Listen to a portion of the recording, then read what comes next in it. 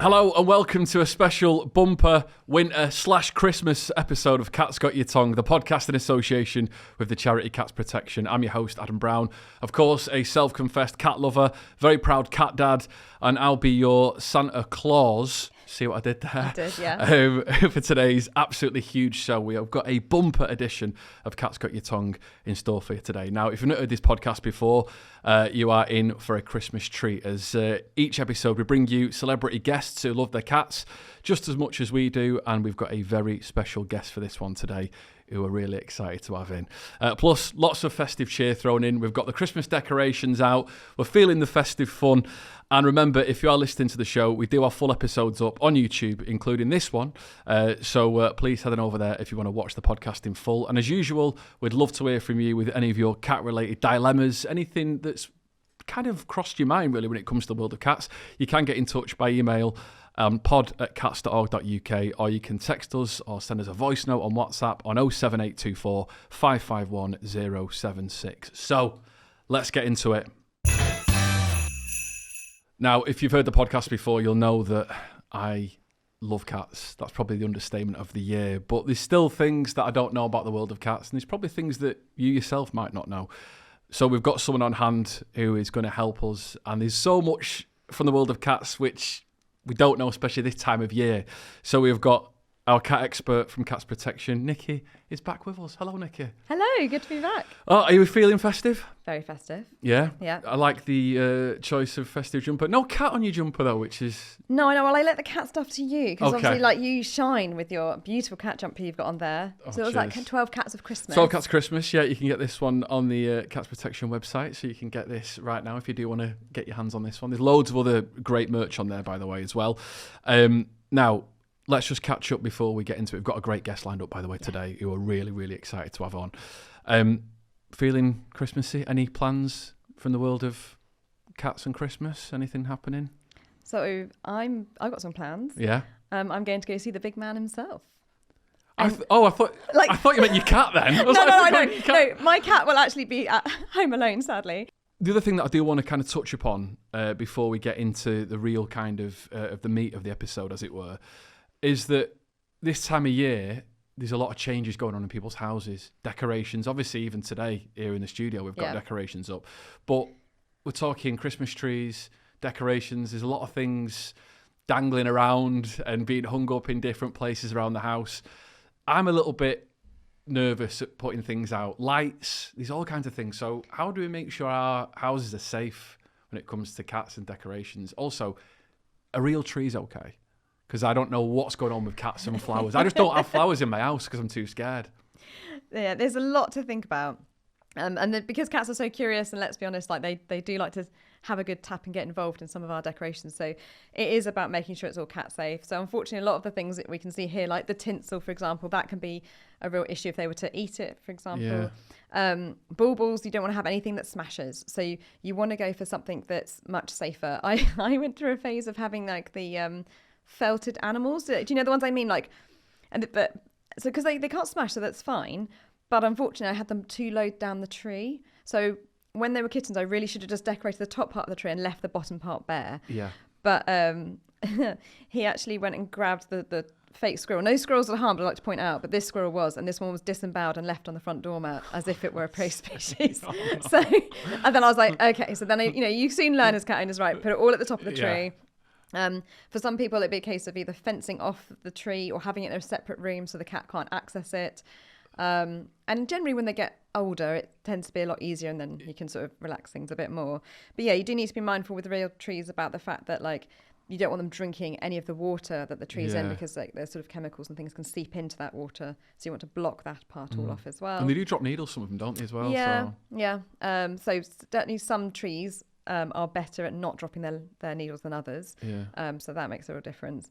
But yeah, if you've got a cat that's just going to climb a tree and cause absolute havoc, you might want to think about, like I say, either not having a tree or just having it literally behind bars. It probably depends on the cat as well sometimes. Yeah, for sure. If your cat's way more curious or it, loves causing a bit of trouble, then chances are it's going to be, oh my God, all these shiny new things for me to destroy. Exactly. And I feel like kittens are generally the worst. Like they're the ones that are straight up the tree and they're the ones pulling them over. But yeah, with the plants, you want to be avoiding. It's hard because these are all the things we love for Christmas, but poinsettias, again, they're poisonous for cats, ivy, things like that. And then also being careful of Christmas food. So a bit of turkey is fine. Yeah. They love a bit of turkey, but you do want to make sure there's no bones because, again, that'd be a foreign body. And then, not giving them the other sort of things like chocolate's poisonous for cats. Lots of people don't know that. So just being really mindful. If they want any more information, it's all on our website, cats.org.uk. Yeah, so I mean, it's a great time to enjoy with your cat, but there is just a couple of things, isn't there, just to be aware of. To be mindful.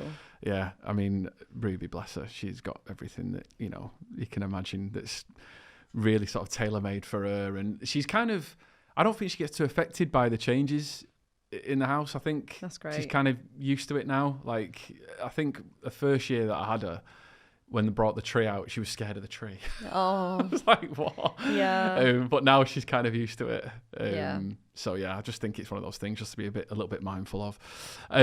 Before we get into our next bit, just want to reflect on something. As this is sort of the, getting towards the end of 2024 now, the National Cat Awards, which, of course, we've touched upon before. Well, when I was there, I managed to speak to a couple of people, some of the famous faces and cat lovers that were down there, and I decided to ask them a little bit about their Christmas plans and their kind of, approach to buying presents for their cats at Christmas. I think some of them thought I was mad because this was in September and I'm going, Christmas! And they're like, who's this Christmas-obsessed weird man? What's going on? So I managed to speak to quite a few people and sort of get a bit of insight into, whether or not they're going to be spoiling their cat rotten over the Christmas period. So I just want to play a little clip out, which is a bit of a montage of some of the best bits. So you can hear me speaking to Justine Greene from Radio 2, broadcaster and writer Samantha Renke, Iwan Carrington as well from Sort Your Life Out, and comedian Desiree Burch. So let's have a listen. Justine, how are you? Great. I'm so excited. I love the Cat Awards. Yeah. So you've been before? Oh, I've been several times, and it always makes me purr. Yeah. Honestly, I just love this event so much, the positivity. Well, that's everywhere you go. You get your phone out and someone goes, have you seen my, let me tell you about, and I keep meeting people tonight saying my cat's quite old, they're like 14, 15, I'm like, Oscar's 18 and a half. I mean, I don't want to play top trumps, but, he's doing quite well, my little elderly man. That's got one of the oldest here, I reckon, in terms of, cat owners. Definitely 18 and a half, wow. Obviously, we're getting towards Christmas. Have you ever bought your cat's Christmas presents before? Will you be buying him a Christmas present this year? Of course I will. He has always a little stocking with like a few little treats. Like, obviously he doesn't really play with toys very much unless you hold them in front of him, and then he likes to have a little bunch of them. But he also has like a few biscuits, a few, Felix goodie bag, that kind of thing. Quite partial to those. Some of the really posh freeze-dried chicken because, obviously they're better for older cats and they cost more, so he likes them more. And then, catnip mice, he's got hundreds, they're all over the house, they're ripped open. He gets a new one at Christmas. So of course. So Sam, great to see you again. How are you? I'm very well, so nice to be back. Have you ever bought Christmas presents for your cats, or are you going to buy one this year for them? So, I am a Christmas baby. I'm a January baby, Capricorn through and through. So I love Christmas. And one of the reasons why I actually moved from London last Christmas was so that my cats could have a better life. I was living in Shoreditch, for goodness sake, and I moved so that they could have more space. Yes, I get them birthday presents, I do the whole shebang, I get them Christmas presents. I actually don't like leaving them on Christmas. I normally have to go to relatives, and I'm like, my back's hurting, I need to go home. And as a wheelchair user, I can kind of use that a little bit. Like, I'm disabled, I need to have an early night. No, I just really miss my cat. I've actually got a cat camera on at the moment, and it's draining my battery, so I don't know how I'm going to get home tonight to get a taxi, because I keep logging on to see what the cats are doing. We're backstage, Ewan, at the National Cat Awards 2024, just before the main ceremony starts. So I've got two cats called Pumpkin and Mittens, and I got them 2 years ago, so I got them as kittens, and they are my babies. One thing that we kind of really want to know is, when it comes to buying your cat's Christmas presents, is that something you have done, something you will be doing this year? I have done, I can't resist it yet. When I just see all the things, when you're in the supermarket and you see the things in the middle aisle, anything that's cat themed basically. A lot of it's for me, so I'll buy myself anything with a cat on it. And especially if it's 2 cats, then it's Pumpkin and Mittens, it has to be them. And then in terms of for them, I like to buy them all the different treats at Christmas time, and I just feel like the more festive the better. So if it's got a bit of turkey involved, that makes it Christmas. I want to get them a stocking this year each as well, maybe like a personalised one. Desiree, how are you? Hi, I'm great, Adam. Thanks for having me here. Christmas presents for cats. Is it something you do? I mean, not so. I usually will just be like, here's a different treat that I found that I think you're gonna like. Because a lot of times you get like, here's a cat Christmas egg or bunny or something, and they're just like, what the hell is this? Just bring meat. So sometimes you're just like, here's some meat, so I'm always trying to find a different treat. And like the same, if you've got ideas, because like a lot of times it's like, oh, here's this new toy, and they really don't care. Like they really don't care. They're like, where's the box it came in? So aside from furniture, like some of those things can be useful, like when you get a really good cat tower, or like, build in some sort of like, like cat climbing in the like those kinds of what is it, like construction things are really good. But I don't have good ideas for cat, because all the things I buy, they're like, your cat's gonna love this. They're like, I don't care. I wish you didn't have a job and you were here more, except for when I don't want to be around you. That would be the best present, and I can't afford that one. I think you nailed it when you just said, just bring me meat. Yeah. That's what they want, isn't yeah, it? They just want meat. And like, you have to do the right kind of meat and because like, they're going to be like, meat, and then they're going to barf it up like a minute later. And you're like, that's not Christmas. But like, also, if you remember being a kid, it is kind of Christmas. It's like, eat all the chocolate, barf it up in 5 minutes. So honestly, more meat. So there you go. Desiree Burch, I think, nailed it at the end, just said mainly meat. That's pretty much what cats want. Yep.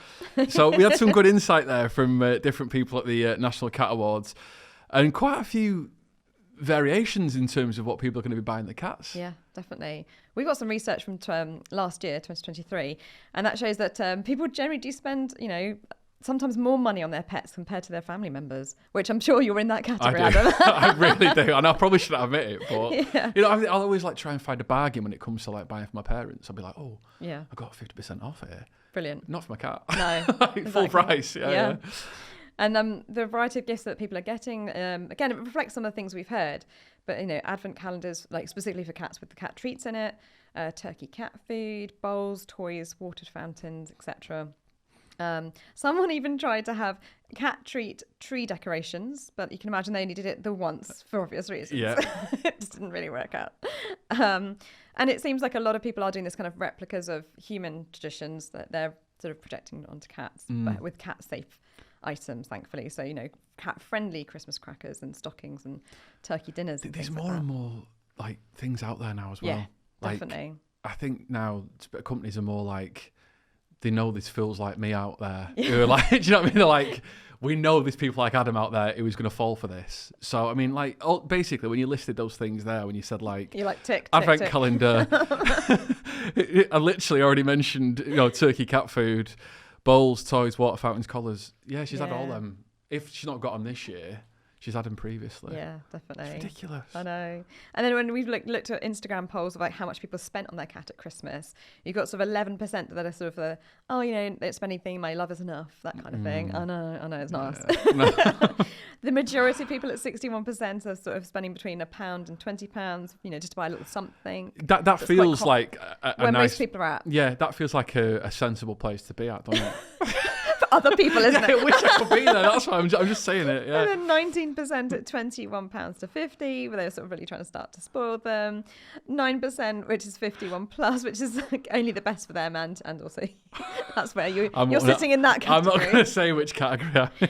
I feel like I span between the categories depending like 1 year I bought Kato like a massive cat tree, and it definitely would have been in that 9% category of like pretty expensive. Yeah. He was due one anyway, and I just was like, Christmas is the perfect time. Yeah, and you're not going to get it's not out every year. It's No, like exactly. it's like when I was younger, me and my brother, like, we might get a PlayStation, but that wasn't every year. No, that was gosh, like, no. wow, that's a big thing. Get So the that's big the present. equivalent. Yeah, and every now and exactly. again they might, if they've been extra good, you know what I mean? If they had good school reports and that kind of thing, And yeah, he has had the cat fountain as well, and then all the different sort of toys and things that are sort of the latest things on the market. So, but it is interesting, because I do think people, I always think with dogs, people have spent way more like for years, and I think there's just been so many more products out there for dogs as well. I think that's a big part of it, and also that they're more accessible as well. Whereas I feel like a lot of the products for cats are still predominantly online, that to get the real variety.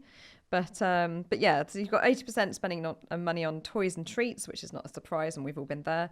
And then 9% are spending on a new bed or blanket, another 9% on fancy food like your turkey dinners, and then 2% on just sort of other things. So, which I guess maybe your cat trees and But I'd like to see like a real increase in like enrichment toys. I know it says toys generally, but I think if you can show some love for your cat this Christmas, go for an enrichment toy. Get them stimulating their brains. The percentage of cats that not really bothered about what you get them.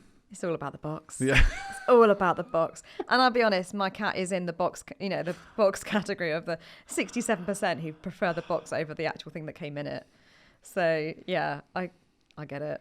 I know. It's just the classic cat behaviour for you, isn't it? Yeah. I suppose. But to be honest, they just want the cardboard box, and they also really like a bit of wrapping. And I make sure I use the kind of the environmentally friendly wrapping, so it hasn't got like the foil base. It's the one that you can screw up quite nicely, which is great for them throwing across the room. And he wants to lie on all of it. So I just have a pile for the cat, knowing full well he'll come over. Yeah. And just. Do you ever have your cat sort of accompany when you're wrapping presents as well? Yeah. Oh, it's a nightmare. It really is. I feel like I have to like sneakily, stealthily wait till he's like asleep and really deep sleep, and then sneak it all downstairs away from him, and then try desperately to wrap. Yeah. Because he will just lay across all of it. Yeah. Like my cat Ruby's got every single thing she's got to sit on. Yeah. She's got to put a little head bump onto it, and especially if you if you're wrapping up presents and you like roll the wrapping paper out to cut it, she'll just sit straight on there. And I'm like, well. No. I can't do it now, can I? I literally just leave it as it is and just leave him on the wrapping paper until he gets bored. And then depending on how creased it is as to whether I feel like, can I get away with wrapping with this bit? Do you know, I thought last year I almost bought like another roll of wrapping paper that was going to be her seat. Yeah. And then just have an actual roll of food to wrap presents. I thought. It's not a bad idea. I mean, maybe just save last year's wrapping paper that's been used and then just get that out. Because, I mean, it's not a bad idea because I have 2 kneeling mats when I'm gardening, for example, because one's for the cat and then one's for me. And I put his down first, pretend it's mine, and then be like, oh, I'm just going to get something. Yeah. Oh, I hope you don't sit on Please that don't one. Sit on, and then he goes and sits and I'm like, brilliant, that's your one. I'm going to sit on my one now. So I think, you're totally got it there. So, as you can already tell, we are very much in the Christmas spirit on today's episode, and it's getting a little bit cold. I'll tell you what, today it's been cold. It's been really, really cold. So we're going to do something slightly different in the second part of this episode. We're going to touch on the subject of cat abandonment, which is part of Cats Protection's winter appeal. And we're talking about it because Cats Protection has seen a 34% increase in cats being abandoned this year, which is a big, big increase, isn't it? 34% is a huge increase. Now, we do promise it's not going to be, doom and gloom. We're not focusing like on that aspect of it. It's quite the opposite, really, because there's a lot of positives to the campaign as well when we dig into it a little bit further. So keep listening. And first of all, let's get today's guest in. We're super excited to have her on. Let's get her on the podcast next. So, today's guest is a BAFTA award-winning comedian, actress and writer. It's Ronni Ancona. Ronnie, welcome. Hi. Oh, that's so sweet of you not to introduce me as an impressionist as well, which I can redo it if you want. No, I'm thrilled because I've worked out that we're virtually the pariahs of the comedy world. In the comic hierarchy, I think we're just above a juggler and underneath a ventriloquist. So thrilled that you haven't added that in. Let's stick with what I introduced you as then, shall we? So let's start, really. We're obviously here to talk about cats, and we all love cats. So I suppose a good place to start is for you to tell us about your relationship with cats. Have you always had cats? Have you got cats currently? Yes, I've got. You're making it sound like a rash. Yeah. But I've got a terrible case of cats. I don't know. I'm gonna have to. I have got cats now. I've had them before. They've dominated my life to a ludicrous level. I do love. I love dogs as well. And I sort of was. Grew up with dogs. I mean, they didn't bring me. You know what I mean. I sort of, was sort of brought up by Cocker Spaniels. But cats are, huge part of my life, and have had cats, always. So currently, cat situation. Okay, so currently my cat, just shut me up if I become too much because it's like verbal diarrhea. No, it really is. Perfect place to talk about cats. So my 2 cats are unbelievably different. I've got a big black cat called Tommy, and another little cat called, sort of her proper name is Tallulah, but she's always called Tootsie. Now, you know how people talk about their kids and they say, oh my God, they're so different, and their brother and sister, they're so different. You wouldn't believe how different my children are. Well, Tootsie and Tommy are supposedly, inverted commas, brother and sister, but they couldn't be more different. And not that I care about this in the slightest, but we were told that they were, a little bit pedigree when they were, definitely pedigree. Yes, there's a lot of Abyssinian in there, and there's a lot of Bengal and etc. Now, Tootsie, I can kind of believe that. She's that sort of, very sort of like the Carla Devonine of a cat world. She's very skittish and, she's sort of very, quite neurotic, highly strung, very slim, nothing for me. I smelt a mouse 2 months ago. I'm fine. I'm fine. And behaves like just has that sort of edge and has a real Bengal look about her, actually. Although you'd probably say, no, she's just a tabby, Ronnie, and you've got illusions of grandeur. But Tommy farts, and I can't tell you how much I love that cat. Is now the size of a small donkey. I'm not proud. But they are so different, and their characteristics and their moods and their behaviour. I mean, it is quite... I know that all you wonderful cat lovers out there will know that, but for people who aren't so into cats, I think it's a huge surprise when they see the differentiation between, cat personalities. Yeah, because I think with personalities, Nicky, it's like how much of it is sort of nature and nurture. I always think that.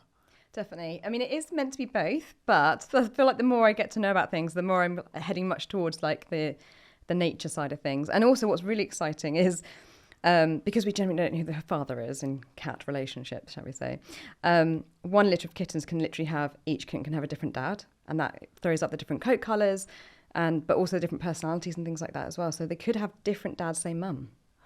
Well, what are you saying about my cats? I came on this. I thought it would be a friendly thing. Now I have a cat lawyer actually that I work very happy. No, very interesting. But interestingly enough, although he is a little bit on the tubby side, and he has got the most extraordinary face, Tommy. Oh yeah. And his nose, most the noses and cats' mouths are quite close together. He has this very long gap between his nose and the bottom of his chin. Like a mountain lion or cougar. Yes. That kind of look of like that really sort of majestic look. Yeah, about very, very majestic look until he farts in my face, in which case he's not very... But yes, so those are the cats that sort of dominate my life. Well, obviously, we kind of found a bit more about the personalities there, but we can't really go too far into this festive special without kind of asking you about whether or not they get treated at Christmas, because I'm a little bit of a freak when it comes to treating my cat at Christmas. I'm really bad for it. So we've been talking about it today. So yeah, there are things that go on at Christmas. Yes, we do I would say that a little bit, mostly the dinner. The dinner. But no, I have done little stockings with little carrots filled with kind of catnip. Well, why are you saying it? So you don't have to be hesitant about it. You can embrace it, Ronnie, honestly. There is a cat clause. Cat clause. I mean, well, that'd be done. But yes, so what about you, Adam? Have you really gone the full... I suspect that it's even worse with Ruby. Who now I just can't. Now I know your cat is Ruby. I just have to do. Now I see your cat. She talks like that. I know. Well, I know you really spoil her. The National Cat Awards this year, you were like doing the impression and then you just pointed at me and said, "Your cat's named after me," and I was like, "What's going on here? This is so surreal." I know. And I saw Ruby last night. I mean, she loves cats as well. You have to get her on this. She will love it. My cat Ruby is the most spoiled cat in the world. So yeah, I've been buying her a couple of little bits already. But you, Adam, have said to me before, because I'm just about to enter into this this heinous period of cat dental clean. So I'm feeling that Ruby has had her Christmas present. I know. So Can recently, you explain that too? So recently, I mean, I sent you a panicked text the other night, Nicky, just saying she was like drooling. Yeah. And I Googled it, which I know. No, never Google it. I know, but I Ask me instead. I know. So I Googled it, and it was like, I thought it might be a dental problem. And anyway, it turns out I messaged you, and you're like, I think it might be that. So I took her to the vet. And we did rule out emergencies first, just to clarify. Yeah, you did. Yeah, you had all these different stages, and I was like, no, it's not that. It's great. It was brilliant. It was like having an on-call vet. It was amazing. Veterinary nurse. You've not sent me the bill yet, though, have you, Nicky? So, so basically, she had to go and she got off some teeth removed. Now they've given me like the high estimate of how much it'll cost, which it's sensible to manage expectation. Yeah. And at that point, it does feel like she might have had all her presents already. Tommy's got to have sort of his teeth done, and it's mental. I know, but it's one of those things which I don't know. It's so difficult because you can't see inside the mouth, and they don't like you looking. So there's not really much you can do. And brushing cats' teeth is so difficult as well. So, I mean, what's the best thing to do, Nicky, in that situation? Is it just go part of your vet checkup?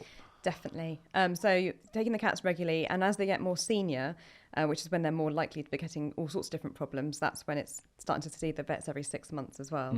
Because again, they're trained, they know what they're looking for, and then they can actually open the mouth and have a good look without getting mauled like you might do at home. Yeah. Oh, they're trying to look into her mouth yesterday, and it was ridiculous. Absolutely, she just wouldn't play ball at all. When I take my cats to the vet, they are, so much attitude at home, and then are sort of strangely resigned and can be incredibly still. I mean, I took Tootsie to the vet the other day, and I'm like, who are you and what have you done with the cat? What, it's like they are, it's this resignation.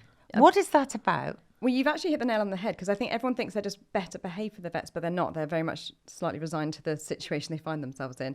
Do you see the sweaty paws on the table? So that's the sort of the telltale sign that they are actually having a bad time, and they're not coping, and they're stressed. They're feeling stressed, and so they're sweating through their paws, and often lots of extra fur comes out. But don't worry, like I say, I'm a vet nurse, and my cat is better at the vets than they are at home. And even though I'm qualified to do all sorts of medications and things, I still have to take them to the vet because they are better at the vets. Can I ask you a question, Nicky? So am I allowed to ask a question? I just want to ask a question because I think, with Adam, as you're saying, with dogs, they do what they say on the tin, and it's pretty, their mood changes are they seem to be more pronounced, much more obvious. Cats are, as we all know, a bit more oblique to read and more different to read. But they really do suffer a lot from stress and anxiety, don't they? I mean, that can have such a huge effect on them. I mean, I know my cats do, but that could be because I'm their mother. I mean, they might be thinking, really, is this the best I could have done? Although I would like to say that I'm a highly attentive cat mother, but they do become quite stressed, don't they? Definitely, and I think the hard part is that it's just really easy to overlook where they hide it so well. And I think because we're so used to people talking about cats as predators and going out and hunting, it's really easy to figure out they are actually a prey species as well. And as a prey species, they're really designed to hide how they feel, because they need to not show any signs of weakness, and also because they've got this solitary ancestry as well. They haven't got the backup of a group to come help them. So you can say from an ancestry point of view. So that's why when they're poorly or they're sick or they're stressed or when they're in pain, they hide it really, really well. And it's picking up on those subtleties and those changes in behaviour, like Adam did with the drooling and stuff, that could indicate that something's going on. And then always taking them to the vets to rule out any medical reasons first, and then after that, going to see a qualified behaviourist. Yeah, I mean, the other thing that's happened as well now is that because my cat is 11, they're saying that obviously when she has to have the dental, she has to have a blood test first to make sure that it's suitable for her to be sedated to have it. So don't even talk about the cat age. I mean, I rather like myself, who denies at all, age and birthdays, and because I'm born on like 4th of July, which is a special birthday, for some reason, clearly not because I'm important at all the papers talk about my birthday, and they're all different ages, and I'm thinking, oh God, which one is it this year? I hope it's the time. And there's some person in Bratislava who keeps on changing my birthday, making me older than I am. If that's not randomly at 12 o'clock each night. Anyway, but I refuse to believe that this is translated, this rather heinous, superficial showbiz thing on my cats. I refuse. The vet said, "How old is your cat yesterday?" And she's looking at the dates, and I'm going, 4, 3. And she's going, well, she's not. She's nearly 9. I'm going, no. I don't. I mean, look at her. I mean, she looks much younger for her age. I'm in total denial about them getting older. But the vet did say to me yesterday, "You are just, as you said, Nicky, you're in that time where they are, just need a bit more extra support and just keeping an eye on things just in case things change." But again, you're not alone, and I think loads of us in vet practice are the same. So it's really funny because when it's someone else's pet, we're like, "Oh yes, they're getting older. We need to do this, and this." And then when my previous cat was diagnosed with arthritis at 13, I was like, "But he's just a baby. He's just a baby. He's a baby. Yeah. What are you talking about? He's a child. He's not old enough for arthritis." But like my current cat got diagnosed at 7, which to be fair is quite young for a cat to get diagnosed with it. But still, it's just that kind of that shock horror because there'll always be a baby in your heart. So I know. I'm sorry if I'm going slightly off piece, but we moved recently, and that is catastrophic for them. Did you hear what I did there?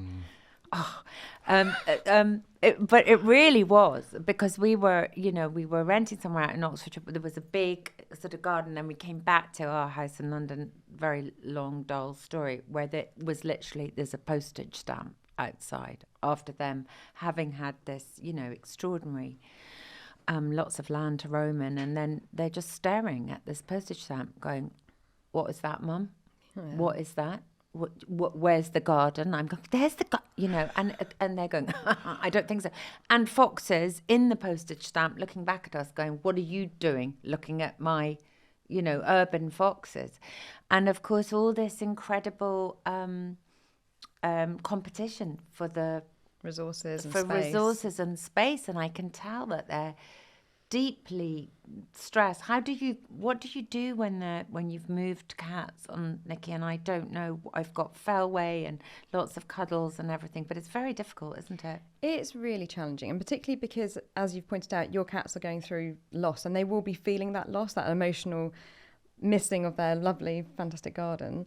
But it's about trying to create opportunities in other ways. So really sort of ramping up in terms of feeding enrichment. So that's giving cats food in ways that's more interesting and stimulating in the bowl. So, for example, a cardboard egg box where you put in some dry biscuits if they're on dry biscuits, and showing them how to pour it out and let them have a go. Oh my God, that's for 2 minutes. Not for, like I said, I've had it before. I forgot to say don't do it for 2 minutes, and someone was doing it for hours. That's so brilliant. And it's just, like I said, it's kind of getting them to use their brains and sort of hunting inside, if you like. And there's lots of ways, even in a smaller garden, there's lots of ways to sort of catification in your garden. Yeah. So you can put like elevated perches onto the fences, if you've got fences, or any sort of climbing, outdoor cat trees and climbing frames and things like that. So it's about kind of giving them opportunities in different ways. Even a small patch of like longer grass, which will get some, like bugs and things that they can, and it was like there's like the Mexican feather grass, which sort of sways, and it's really, my cat loves to dive through it. So I've like run a toy through it, like a fishing rod toy.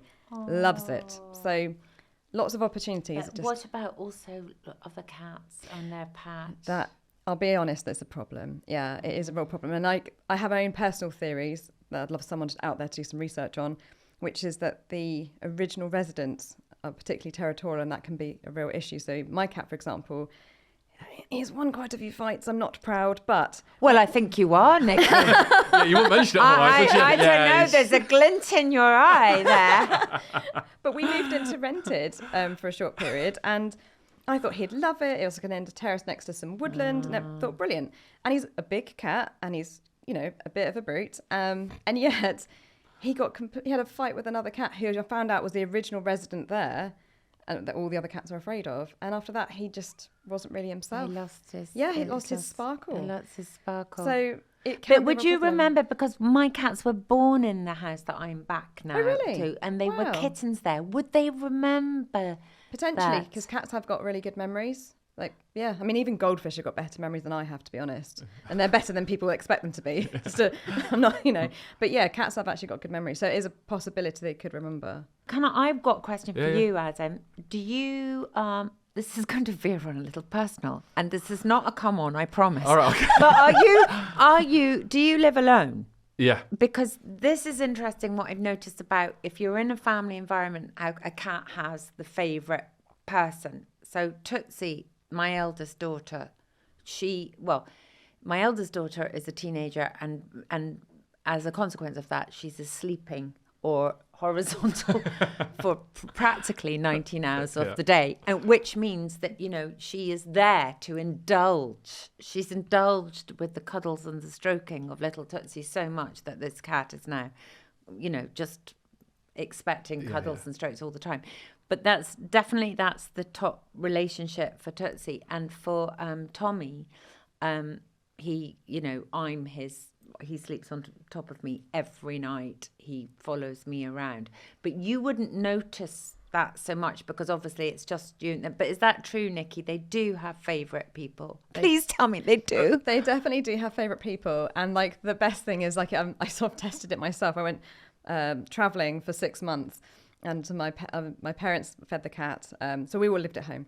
And for 6 months, so you think if it was cupboard love, that his alliances would have been shifted to my parents. Yes. Came home, he was in the middle of the room, and we all did that thing where we were like, and called the cat over to us, and he came straight to me without hesitation, and I was like, yes. and I just felt the cat love in the room. But they get very upset when you go away and you come back. Do you find that with Ruby? Because I get my God, the looks I get. Yeah. Don't even talk to me. Yeah, I have to, if I go on holiday or whatever, and my mum and dad will look after her, and I get them to FaceTime me, and even through that I can see that she's not happy. She's very particular as well, Ruby, because we're in such a routine now with like the time that I go out and then do a radio show and get back home, and if I can just tell that if something isn't going the way that she expects, that is it then. Yeah. She's really, really, I can just tell by her face she's angry. Does she sleep on top of you? Yeah, well, do you know what? I have a bit of an issue with... she's allowed anywhere in the house, and she's allowed in the bedroom on weekends, but during the week, because I've got to get up stupidly early to do the early breakfast show, she'll just be wandering around my head all night, and so I have to... She doesn't try and scratch to get in, though. That's great. So she's got her own... She sleeps in my seat on the sofa. So I feel like because she wants to be near me still, she sleeps there, bless her. So, but weekends she will come in. If I open it, she'll have a little... And she'll jump up on the bed and just be near me and stuff. So do they like to be near you because of some sort of primal reason? Do you know what I mean? Because of that they were normally in. Do you know what I mean when I say? Does it make them feel more secure? The warmth and. So warmth definitely, but it's not my personality then. But it's not just about warmth. Like I say, they'll go to the bonded person quite often. And like you said, they have their routines. They know what they like to do, and so sometimes I think my cat comes to me for the snuggles, and then we'll potter around to my husband to get fed in the morning because that's how things are, and I will feign sleep to make sure he doesn't come to me for the food. Yes. But yeah, no, they really do love the bond with us, which is amazing when you think, like I say, they've got this solitary ancestry where they just rely on themselves. The cat who walks by themselves. So to have a species like that then forms these close bonds with us, despite the fact they're really hard to read on their faces, I think is incredible. Yeah. It is incredible. Why do you think they have one person specifically when there's a group of humans in a house and they'll tend to? I mean, we don't know for sure, but I would have thought that without realising it, we all do act slightly differently. And I think we do fulfil different roles and niches within the home. Yeah. So, and that can sometimes change over the time, particularly if you've got, like, say, people moving out. So if people are going off to study, for example, or Ruby's got this weird habit of when someone new comes into the house, if we're like sat on the sofa, she'll go across me and go on to the other person. And not the bridge. Yeah, I know. I hate being the bridge. Hate it. But apart of it, I've sort of attributed that to like she's conquered me already. Do you know what I mean? Like she's not got to try anymore with me. So maybe completed it. Yeah. So she's like easy. I'm getting the love from him no matter what. So maybe that's why she's sitting on. Back me up, please, Nicky. Tell me I'm right, or am I just completely... I mean, I've listened to you and Ruby for a lot, and I feel like her heart will always be with you. Yeah, there you go. That's let's leave it there. That's all you need to hear. Yeah, that's all I need to know. I know, especially since you did my dental work. I got it. You know, if I ever meet Ruby Wax, I won't be able to look at her because I'll just be thinking about my cat. So let's get back to Tommy and Tootsie. So what are the favourite things to do around the house then? Are they active in the house at all, or are they just... Well, they're yes. I mean, again, since we've moved, they're less. You know what I mean? Yeah, but they are sort of indoors more than they are. They do spend a copious amount of time sort of sleeping, being cuddled, going in and out, and in again, and out again, and out. And I mean, actually, you could actually make owning a cat a full-time job, couldn't you? Their relationship is quite interesting, actually. They sort of really like siblings, sort of adore each other, but on a loaded level, if you know what I mean. You know, you get on with your siblings, but there's always a little bit, always luggage there. Yeah. And they, they sort of, they have quite a few rows. They used to bring me, and is that what Ruby's going to bring you for Christmas? That when we were more in the country, we used to get little presents, shall we say, the old presents, the little mice and the birds, and they were, there you are, there's a present. Yeah. I would have wrapped it for you, but I haven't got any thumbs. I was going to get you a card, actually, but the shop was shut, so I thought I'll just get you, there it is, as a little present. Speaking of presents, this might be a good opportunity to have sort of address the presents that are on the table in front of us here, because obviously it is a Christmas special. We are heading into that sort of festive period. So we've got some presents here for each of us. So I thought it'd be a good idea to open them and see what we've got as a little sort of... got a present? Yeah, this is just too exciting. So let's have a look. So, Nicky, this one is for you from all the cats at Cats Protection. So that's a legitimate present. Thank you. You get a lot of cats listening to this podcast. Yeah, this is it. Do you get any writing and go, no, that's not...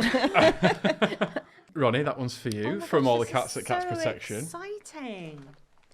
And then we've got one here for the podcast as well. So we'll open that one at the end. That's what we really want, apparently, on the podcast from Cats Protection. Oh my gosh! So we can open these now. Yeah, let's open them now. All together or one at a time? Yeah, go on, Nicky. You open yours first. Okay. Go on. It's a little mouse. Yeah, can you imagine that? It's a mouse. And terrifying it's nice. thing. Here we go. Describe it, what you've got. Oh my gosh, that's amazing. Gorgeous tote bag.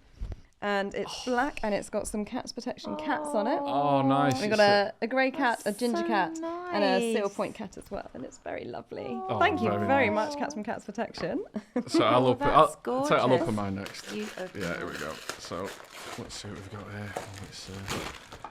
For anyone who's just listening to this is, I've got like a little cardboard box here.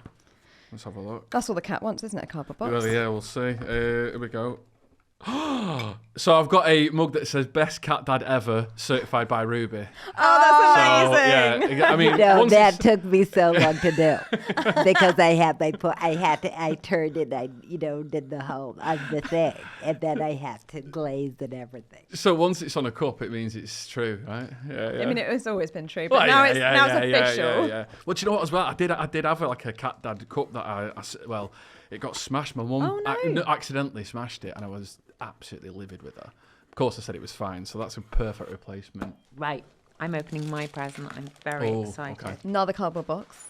Added to the hand. I've got a mug. Oh, this is go. so exciting. Oh, no, this human belongs to Tommy and Tootsie. Oh, and a little cat. Oh, my Cat gosh. face. This is just glorious. There'll be a terrible battle between me and my eldest daughter who gets to use this. But this is amazing. thank you so Well, much. Oh, that's so fantastic. Look. Oh, Well, you know my cat Ruby drinks out of mugs exclusively. Yeah. So she may well get a little Christmas drink out of that. So she drinks out of a Smooth Radio cup actually, which is annoying. Yeah, that's a normal one. Yeah, no. And as we discussed, we don't share cups. We just, she has hers and you have yours. Absolutely, yeah. Although she does sometimes try and get my drink. So we've got one more here, which is to the podcast cats. So it's the cats of the podcast that obviously we've got Ruby, Kato, and any other cat that's appeared on the podcast in terms of. Well, you need to open that Yes. one. Okay, all right, let's have a look. Your head. They're beautifully wrapped, by the way. Yeah, really, really well wrapped. Beautifully wrapped. So we have got. Another cardboard box Yeah. with a Christmas tree on the box. The Christmas tree on it. Let's have a look. Let's have a look. So we've got. Oh, what every cat wants. What? Yay! The inside of toilet rolls and kitchen Oh rolls. my God, Literally, that is perfect. perfect. So we can dish them out. Definitely. You can take some to If Kato. only that was the same as humans. Oh my I know. God, Christmas could be sort of fiscally possible, J- wouldn't it? If Yeah. I just get your daughters open, look, some cardboard.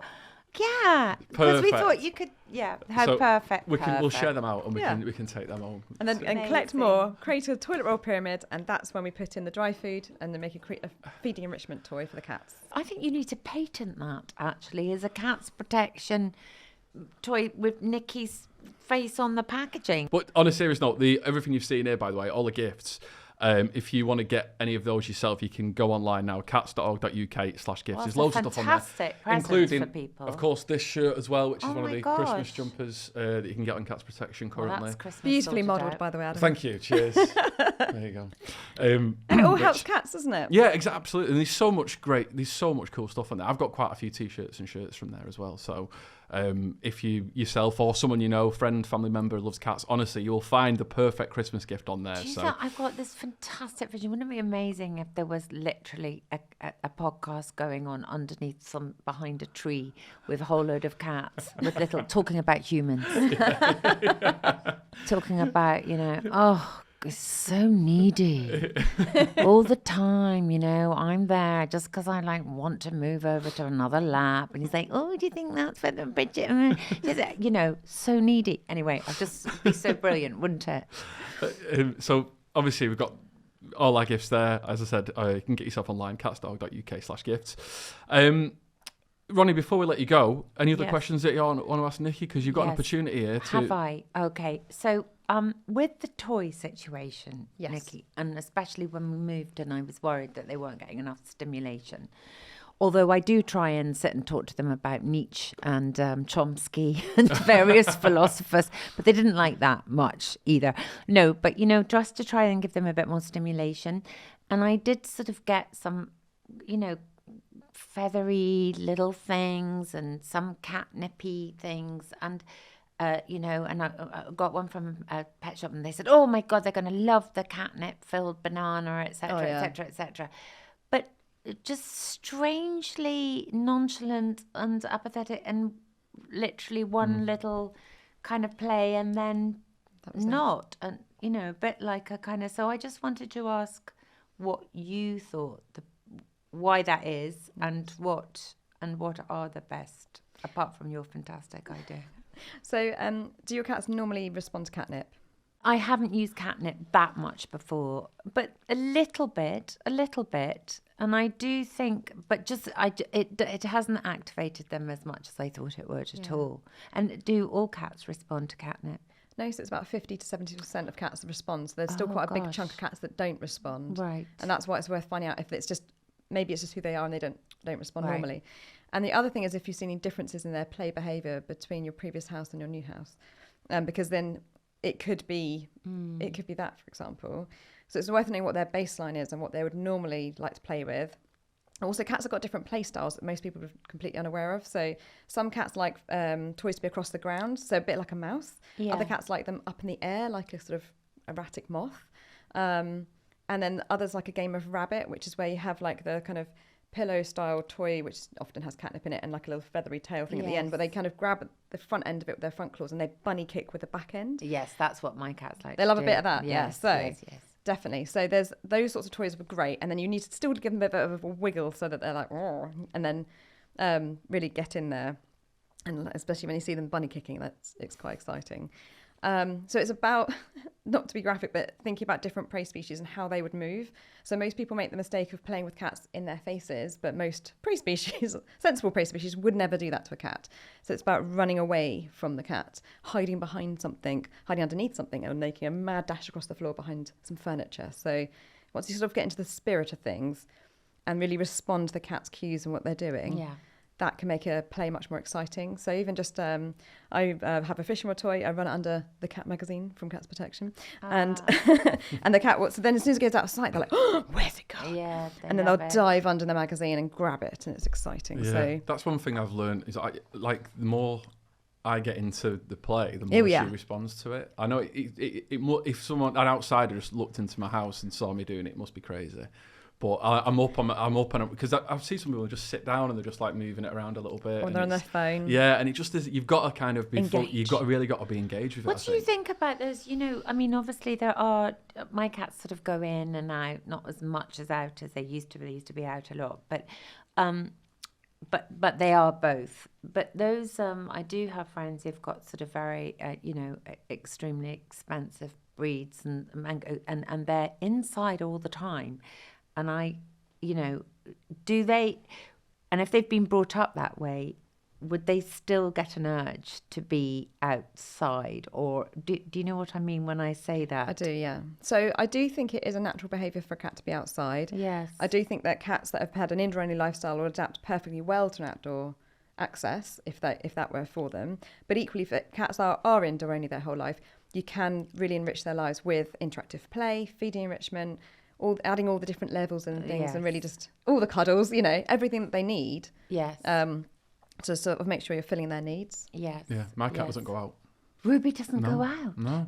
What? Because she doesn't want to go out, or does she just? Well, she's just, when I got her as a rescue, and she was always just an indoor cat, and she never seemed to want to go out anyway. Like she's not like pawing at the window. Yeah. So I've just Amazing. Also, I'm slightly scared of letting her out. I've got to admit, I am slightly worried about letting her out. But then there is the thing, isn't there, about cats going out and, domestic birds being... I mean, what do you feel about bells on collars to warn birds?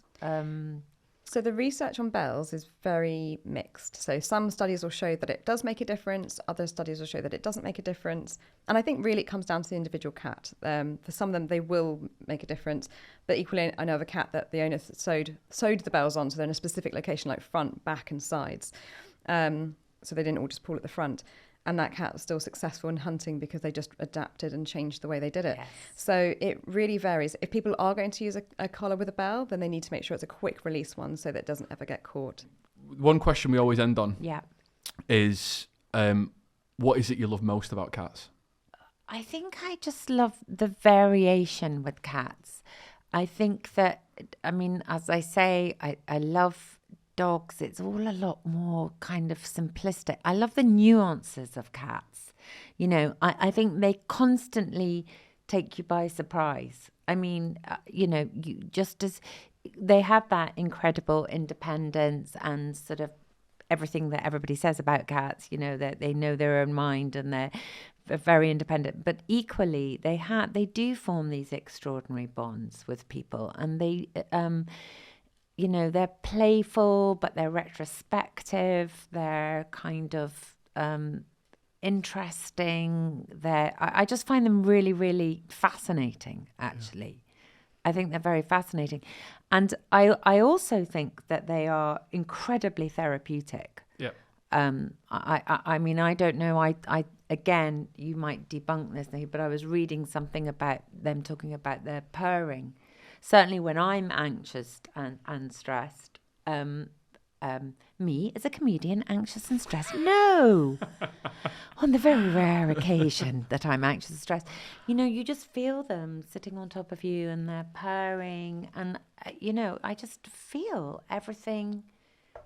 I know they use therapy dogs quite a lot, but I think they're incredibly therapeutic. Is this true, Nicky, that they're true. Saying that their actual purring is supposed to be... really calming, yeah, definitely. And there's science to back that up as well. And Nicky, one more question. Can I ask this Go one on. more question? Yeah, Are you yeah. sure? Of course, Am I yeah, really yeah. annoying? No. With the purring, is it always contentment or is it sometimes not? So sometimes not. So they've also got different sorts of purrs. Right. So you've got your general purr, which is very happy, content, etc. They've got something called the solicitation purr, which means I want something from you, and it's much more urgent sound. It's more of a. Oh, yes. Have you heard that? Yes. Yeah.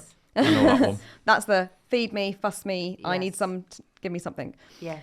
And then sometimes I can't do the impression of it. It's all about the context for people out there panicking.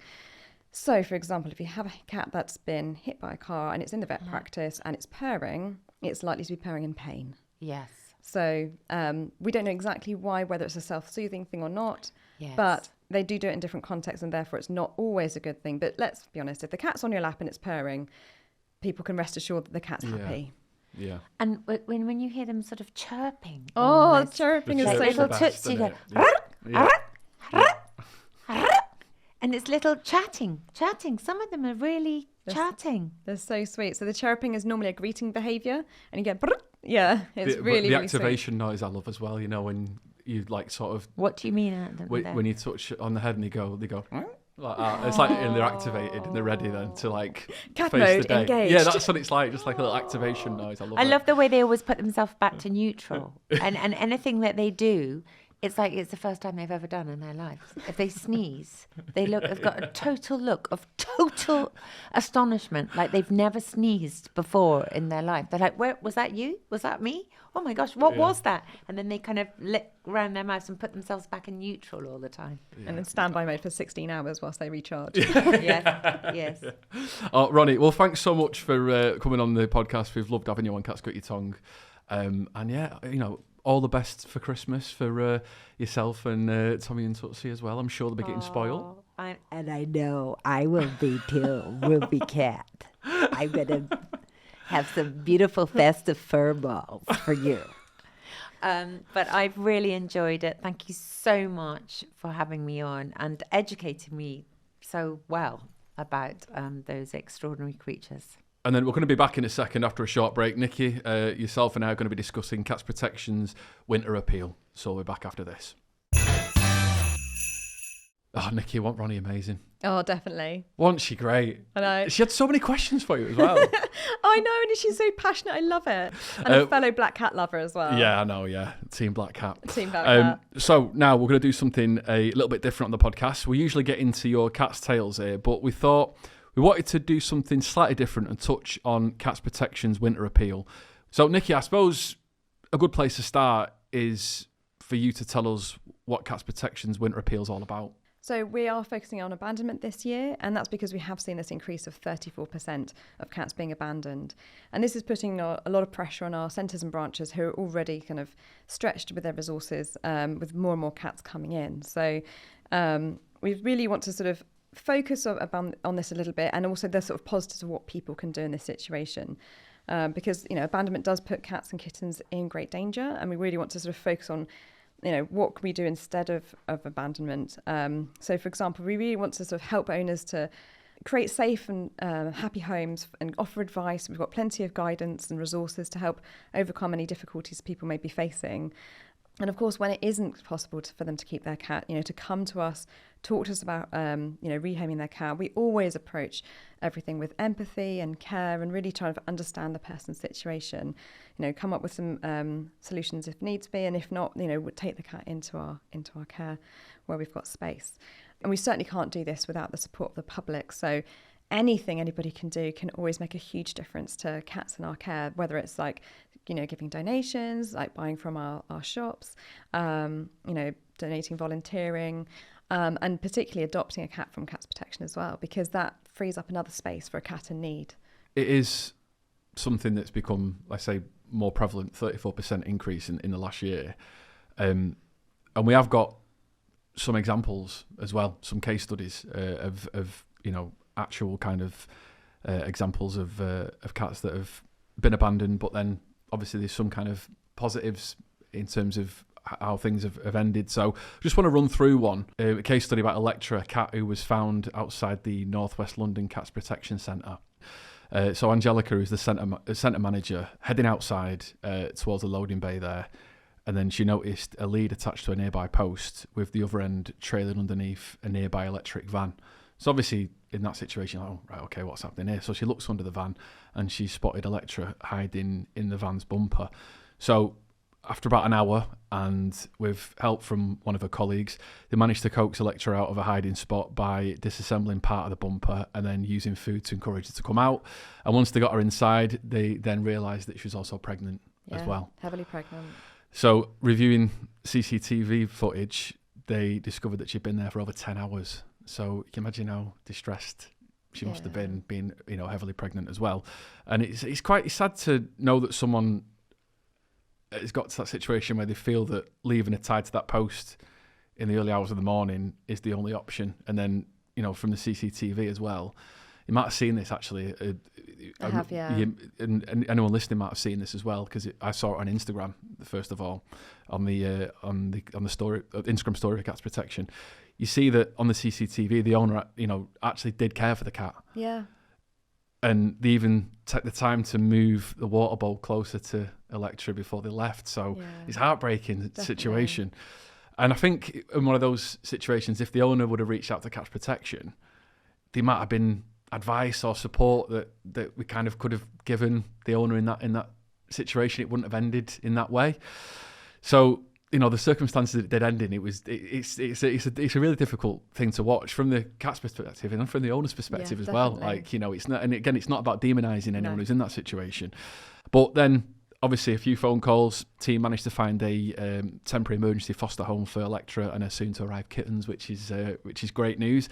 And then Electra and the kittens, who are all named after 90s hip-hop artists, I've been told, which is really, really cool. They've all been rehomed since. So that's an example of how the work that Cats Protection does can end in a positive way off the back of, you know, a cat being abandoned. But yeah, it's one of those situations that ideally we don't want to get to that stage. Yeah, definitely. And I think it's a thing that everybody's facing a battle that nobody knows anything about. I know, yeah. And so, you know, people are going through an awful lot, and they have been for the last few years with like the cost of living crisis.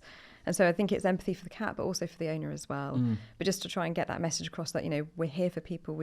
You know, we've got lots of different advice options and things to explore. And it's difficult, I think, because when you see like that kind of footage, I think initially some people's reactions are, "Oh my God, how could anyone ever do that?" But I said, when you take a step back from it, I think it's important not to judge the owner in that situation, because from that snapshot, footage, and from the footage that you see from the CCTV, it is obvious that owner cares for that cat.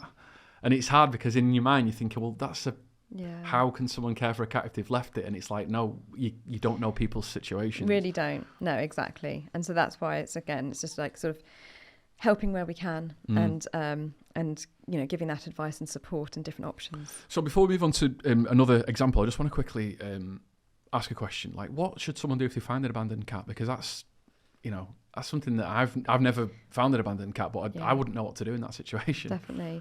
Well, it's some cases it's quite clear that the cat's been abandoned. For example, if they were in a sealed cardboard box, whereas other cats are just sort of wandering about the street and you haven't seen them before and might think that they're abandoned, but actually, or even think that they're stray, but actually they're just owned and they live a few doors down and people don't know. So it's certainly a case of, you know, advertising the cat on maybe local social media groups, things like that, trying to be like, is this your cat? Does anyone know who owns the cat? Where possible, trying to get the cat down to a vet practice or somebody, you know, like a cat professional who's got a scanner to scan for a microchip, then try and find the owner that way. But, you know, failing that, then contacting Cats Protection or another reputable charity to get some advice and potentially bring the cat into care. Yeah. And we've got another example as well, Crumpet, another cat who was abandoned while we were actually on set filming the winter TV advert.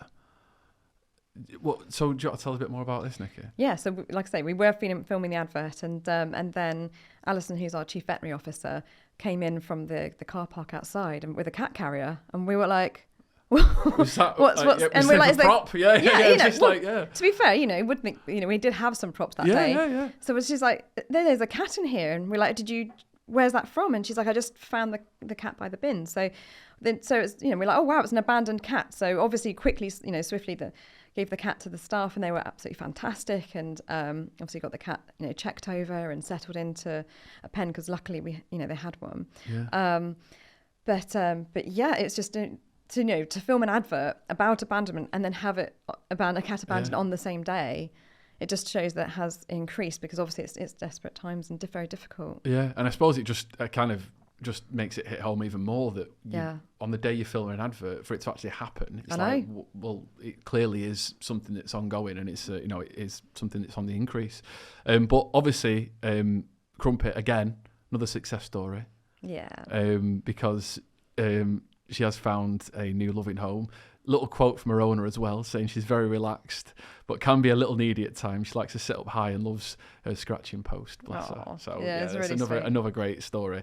And do you know what? It's weird as well because I mentioned a few episodes ago that I helped with some of the first cats being moved from the cat centre in Warrington to the new one, Alderman Bury in North Manchester. And when I was there, which was literally the first day of the first few cats, and there was cats abandoned on that day.